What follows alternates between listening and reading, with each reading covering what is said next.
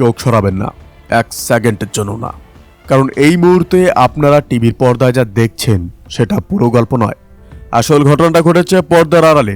এমন এক খেলা যা জানলে গায়ে লুম একের পর এক দাঁড়িয়ে যাবে। ওরা ভেবেছিল রাতের অন্ধকারই ওদের ঢাল, জঙ্গলের কাঁচা রাস্তা, নির্জন এলাকা। ভারতের চোখ ফাঁকি দিয়ে চুপি চুপি কাজ সেরে ফেলবে।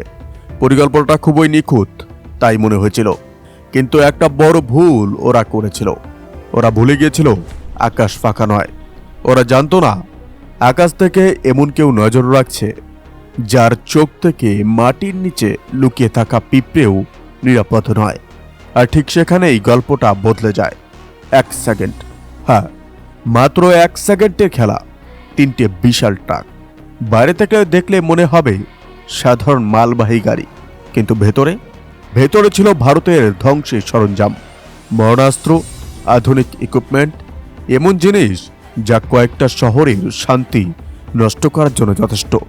আর তারপর বুম, নিমেষের মধ্যে সবকিছু আগুনের গোলায় পরিণত হয়। এতটাই নিখুঁত আঘাত যে কেউ বুঝেই উঠতে পারেনি কি ঘটল। কোনো সতর্কতা ছাড়াই, কোনো চিৎকার নেই, সব শেষ। এটা কোনো সিনেমার দৃশ্য নয়, এটা কোনো ওয়েব সিরিজের স্ক্রিপ্ট নয়, এটাই নতুন ভারতের বাস্তব চেহারা। খুব সাবধান হয়ে যান, কারণ পরিস্থিতি আর আগের মতো নেই। আজ বর্ডারের ওপার থেকে যে খবরটা লিক হয়েছে সেটা শোনার পর শত্রুপক্ষের নামকরা জেনারেলদের রাতের ঘুম উধাও। কেউ প্রকাশ্যে কিছু বলছে না, কিন্তু ভেতরে ভেতরে সবাই বুঝে গেছে কিছু একটা বড় হয়ে গেছে। আজকের এই ভিডিওতে আমরা সেই ইনসাইড স্টোরিটাই ব্রেকডাউন করব, যেটা মেন স্ট্রিম মিডিয়া আপনাকে দেখাচ্ছে না, যেটা বললে অনেকেরই অস্বস্তি হবে। এর আগে একটু পেছনে যাই। ফ্ল্যাশব্যাক 1971। এই উপমহাদেশের ইতিহাসে এক ভয়ঙ্কর বছর। ভারতীয় জওয়ানরা নিজেদের রক্ত দিয়ে, প্রাণ দিয়ে একটা নতুন দেশের জন্ম দিয়েছিল। তখন কোনো হিসাব ছিল না, শুধু মানবতা ছিল, ন্যায় ছিল। আর আজ সেই দেশ থেকে ভারতের দিকে চোখ রাঙানোর সাহস দেখানো হচ্ছে। আমাদের ওই দেওয়া স্বাধীনতার বদলে আমাদের ওই পিঠে ছুরি মারার চেষ্টা। কিন্তু একটা কথা পরিষ্কার করে বলি, এটা সেই পুরনো ভারত নয় যে শুধু কড়া নিন্দা জানিয়ে ফাইল বন্ধ করে দেবে। এটা সেই ভারত যে প্রয়োজনে ঘরে ঢুকে জবাব দিতে জানে। ধৈর্যের বাঁধ এবার ভেঙে গেছে। আজ আমার, আপনার মতো কোটি কোটি ভারতীয়র মনে একটাই প্রশ্ন, আর কতদিন? আমাদের নিরীহ ভাই বোনেদের ওপর অত্যাচার আর কতদিন সহ করা হবে? উত্তর একটাই, আর একদিনও নয়। আপনি যদি ভারতীয় হয়ে গর্ব করেন, আপনি যদি বিশ্বাস করেন নতুন ভারত কাউকে ছেড়ে কথা বলে না, তাহলে এখনই ভিডিওটা লাইক করুন, কমেন্টে লিখুন জয় হিন্দ। কারণ আপনাদের একটা লাইকও আমাদের জওয়ানদের মনোবল বাড়ায়। আর সামনে যে লড়াইটা শুরু হতে চলেছে সেটা শুধু সীমান্তের নয়, এটা মনোবলের লড়াই। এবার আসি আসল প্রশ্নে, হঠাৎ করে ভারত এত অগ্রাসী কেন? কারণ এটা আবেগের সিদ্ধান্ত নয়, এটার পেছনে আছে একটা ভূরাজনৈতিক হিসাব। সূত্রের খবর অনুযায়ী এই পুরো অপারেশনে ভারত একা নেই। মাঠে নেমেছে এক নতুন খেলোয়াড়, ভারতের বহুদিনের ঘনিষ্ঠ বন্ধু, আধুনিক গোয়েন্দা প্রযুক্তি আর ভারতের শক্ত বাহুবল। এই দুই যখন একসাথে কাজ করে তখন বিপক্ষের কি দশা হয় সেটা ইতিহাসই বলে দেয়। মূল খেলাটা ছিল সাপ্লাই চেনের। স্যাটেলাইট ছবিতে ধরা পড়ে বর্ডারের ওপারে জঙ্গলের ভেতর দিয়ে অস্বাভাবিক মুভমেন্ট।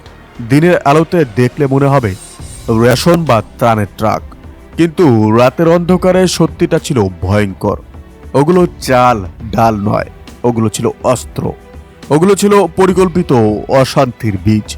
কিন্তু ওরা ভুলে গিয়েছিল ভারতের নজরদারি ব্যবস্থা এখন বিশ্বের সেরাদের মধ্যে।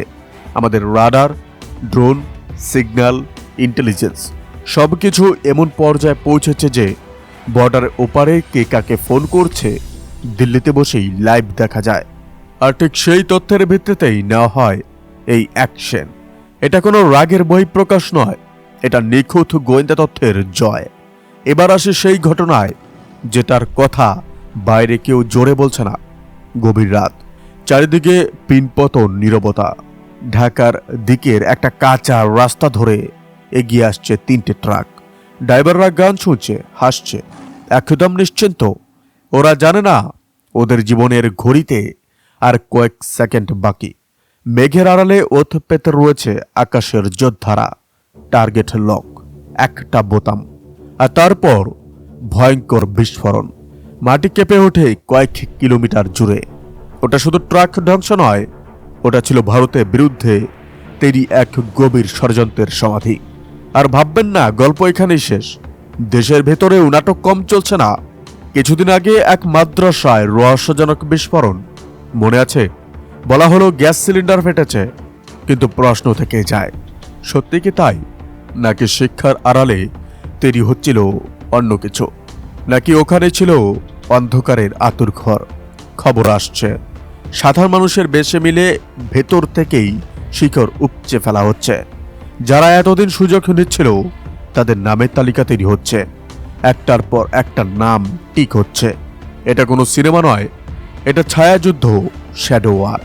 আর শুধু আকাশ বা মাটিতে নয়, সমুদ্র প্রস্তুতি চলছে। বঙ্গোপসাগরে হঠাৎ করে নৌবাহিনীর তৎপরতা কেন বেড়েছে? যুদ্ধজাহাজ, সাবমেরিন সব রেডি। এটা সাধারণ টহল নয়, এটা নেভাল ব্লকেটের ইঙ্গিত। অর্থাৎ পালানোর রাস্তা বন্ধ, সাহায্য আসার রাস্তা বন্ধ। এখন অনেকেই বুঝতে পারছে ভুল দরজায় কড়া নাড়া হয়েছে। ফোন ঘুরছে এদিক ওদিক, কিন্তু কেউ সামনে আসছে না, কারণ সবাই জানে এই নতুন শক্তির সাথে সংঘাতে যাওয়ার ক্ষমতা এখন কারো নেই। ভারত এখন শুধু সতর্ক বার্তা দেয় না, সোজা অ্যাকশন নেয়। বার্তাটা পরিষ্কার, বন্ধু হলে জান দিয়ে পাশে থাকবো, আর পিঠে ছুরি মারলে মানচিত্র থেকে নাম মুছতেও হাত কাঁপবে না। পরিস্থিতি প্রতি মুহূর্তে বদলাচ্ছে, আমরা নজর রাখছি। পরে ভিডিওতে আরো বড় আপডেট নিয়ে আসবো। যাওয়ার আগে একটাই কথা, নিজের দেশকে বিশ্বাস করুন, নিজের সেনাকে বিশ্বাস করুন। ভিডিওটা ভালো লাগলে শেয়ার করুন, যাতে সবাই জানে নতুন ভারত ঠিক কতটা শক্তিশালী। দেখা হবে পরে ভিডিওতে। ততক্ষণ সাবধানে থাকুন, সজাগ থাকুন। জয় হিন্দ, জয় ভারত।